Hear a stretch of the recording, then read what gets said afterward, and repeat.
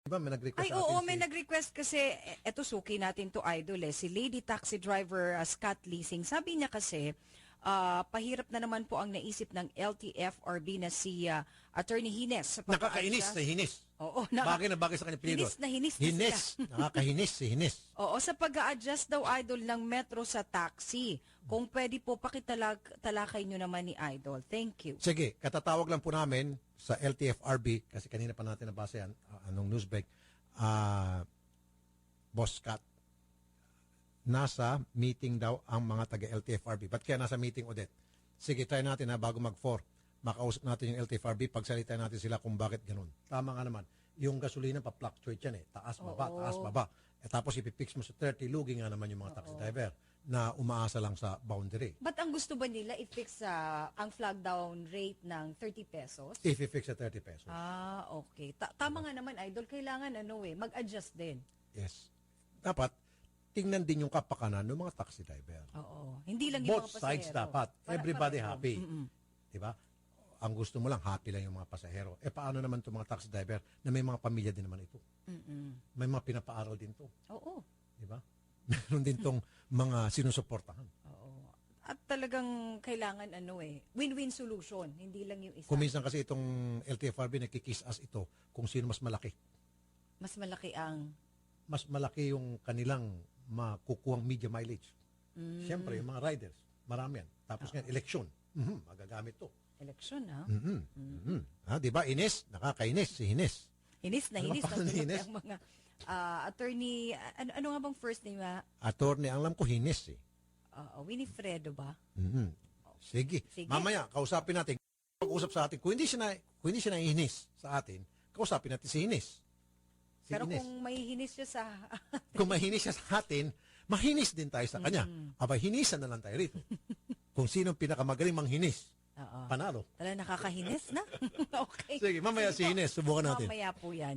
Alam mo, itong si Hines, nahihinis na talaga ako. LTFRB, pangalan ba? First name si Hines. Winston daw, sabi ni Chairman Bert Swansing, yung dating LTFRB Ikaw hinis chairman. ka, makinig kang hinis ka. Kung nandito ka lang sa harap ko, masarap pakita ko sa yung sapatos ko, kung anong size na sapatos ko, size 11. Masarap ihampas sa mukha mo. Hindi nga.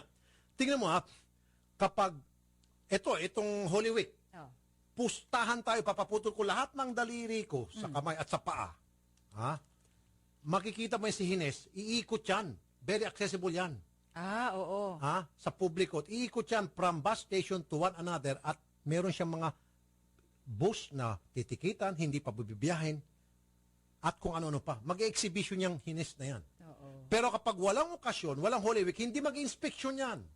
Kasi daw walang masyadong tao. Peak season daw kasi ngayon, kaya ngayon sila magpapakita sa tao para Yun nga mag-inspection. So kapag wala palang mga okasyon, so kayong mga rider, ride at your own risk.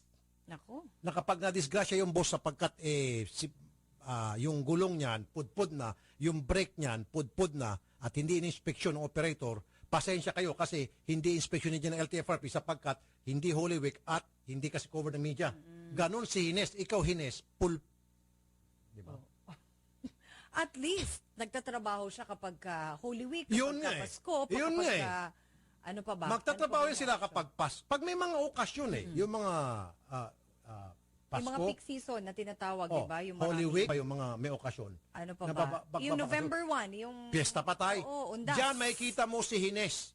Papasiklab yan. Nagpupumada pa ata yung taong yan at puporma, magme-make up pa siguro, pagpa-powder. Kasi siyempre, may media di ba? Tapos mag-exhibition. May Hulihin niya. coverage. Hulihin to. Hindi namin to pinaalis kasi yung gulong nito pudpud.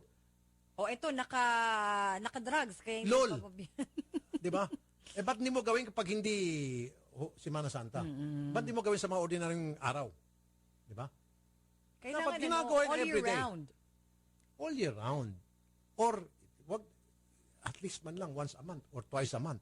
Or Random. meron siyang tao, kung hindi man siya ang talagang laging mag-inspection dyan. At tingnan mo yan, pag sa inspection kasama siya. Kasi may kasamang camera. Pag walang camera, nakakahinis talaga itong si Hinis.